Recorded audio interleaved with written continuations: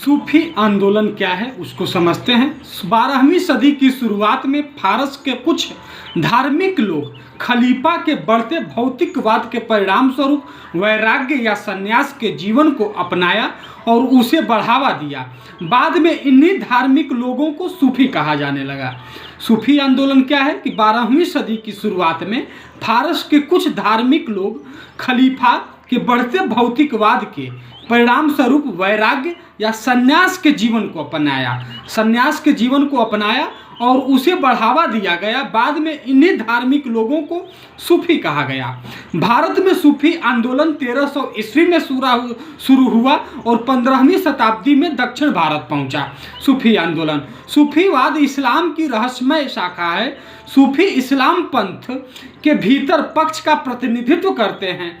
यह इस्लाम के भीतर एक उदार सुधार आंदोलन था। सूफीवाद इस्लाम के भीतर एक उदार सुधार आंदोलन था। इसने प्रेम और भक्ति के तत्वों को भगवान की प्राप्ति के लिए प्रभावी साधन के रूप में प्रयोग करने पर बल दिया गया। सूफीवाद में सूफी आदेशों या उपदेशों को मोटे तौर पर दो भागों में विभाजित किया गया, बाशरा और बेशरा। सूफीवाद में ईश्वर का ज्ञान प्राप्त करने के लिए आत्म अनुशासन एक अनिवार्य शर्त थी, जबकि रूढ़िवादी मुसलमान बाहरी आचरण पर जोर देते थे। सूफियों ने आंतरिक शुद्धता पर जोर दिया।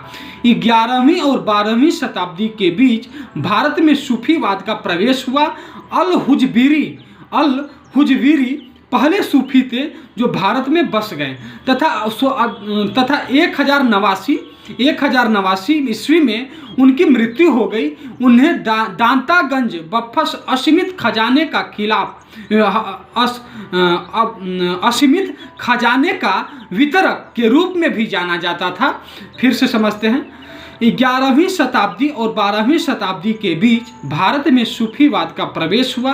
अल हुजवीरी पहले सूफी थे जो भारत में बस गए तथा 1089 ईस्वी में इनकी मृत्यु हो गई और इन्हें दातागंज बफस असीमित खजाने का वितरक के रूप में जाना जाता था। मुल्तान और पंजाब शुरुआती केंद्र थे और बाद में यह कश्मीर, बिहार, बंगाल और दक्कन तक फैल गया। सूफीवाद की महत्वपूर्ण विशेषताएं क्या हैं हम लोग समझते हैं। फना, अल्लाह के साथ भक्त का आध्यात्मिक विलय होना। सूफीवाद की महत्वपूर्ण विशेषताओं में फना जो है, अल्लाह के साथ भक्त का आध्यात्मिक विलय होना। इंसान एक काबिल, सभी अच्छे गुणों के साथ परिपूर्ण मानव। जिक्र तवा, हर समय भगवान को याद या जिक्र करना। बहादतुल वजूरी क्या होता है? पूरे ब्रह्मांड के लिए एक ईश्वर एक है की अवधारणा। समा क्या होता है? सूफीवाद की महत्वपूर्ण विशेषता में इनकी अवधारणाओं को बढ़ावा देने के लिए आध्यात्मिक नृत्य और संगीत पर बल, हालांकि संगीत गैर इस्लामी है। इतिहास में सूफी के 3 स्तर हैं। खानकाह, तारीख। खानकाह का समय 10वीं शताब्दी में, जिसे स्वर्ण रहस्यवाद का युग भी कहा जाता था। तारीफ 11 से 14वीं शताब्दी में। इस तारीफ की विशेषता यह है कि जब सूफीवाद को संस्थागत बनाया जा रहा था तब परंपराओं और प्रतीकों को इसके साथ जोड़ा जाने लगा। तारीफ क्या होता है? 15वीं शताब्दी के बाद यह वह चरण है जब सूफीवाद एक लोकप्रिय आंदोलन बन गया। सूफीवाद और संगीत क्या है हम लोग समझते हैं। सूफीवाद संगीत को ईश्वर के साथ संबंध को गहरा करने के लिए एक तरीके के रूप में प्रोत्साहित करता है, जिसका अर्थ है भगवान का जिक्र या नाम सुनाना, करना या रहस्यमय संगीत का प्रदर्शन करना।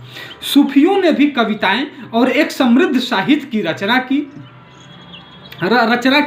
उपाख्यान और दंत कथाओं परंपरा से चला आने वाला किस्म को शामिल किया गया।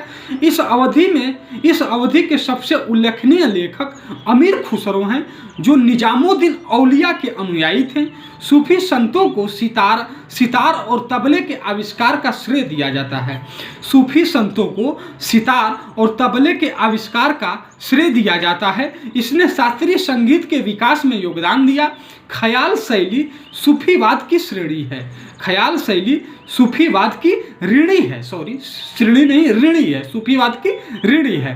अमीर खुसरो निजामुद्दीन औलिया के शिष्य थे। यह सभा को अद्वितीय रूप देते हैं। खुसरो को भारत का तोता भी कहा जाता है। खुसरो को भारत का तोता भी कहा जाता है। उनके गीत देश भर के कई दरगाहों में गाए जाते हैं। खुसरो को कव्वाली का जनक माना जाता है। अमीर खुसरो को कव्वाली का जनक माना जाता है। सूफीवाद की महत्वपूर्ण विशेषताएं क्या हैं, हम लोग समझते हैं। सूफियों ने मुस्लिम धार्मिक विद्वान द्वारा बनाए गए विस्तृत अनुष्ठानों और व्यवहारों का विरोध किया। वे मानते थे कि ईश्वर माशूका है और सूफी आशिक है। सूफीवाद में वे मानते थे कि ईश्वर माशूका है और सूफी आशिक है। सूफीवाद को 12 भागों में विभाजित किया गया था और प्रत्येक एक रहस्यवादी सूफी संत के अधीन था, जिनमें से प्रमुख थे चिश्ती, सुहरावर्दी, कादरी और नक्शबंदी। मुरीद, छात्र और पीर शिक्षक सिलसिला के बीचों की निरंतरता कड़ी थी।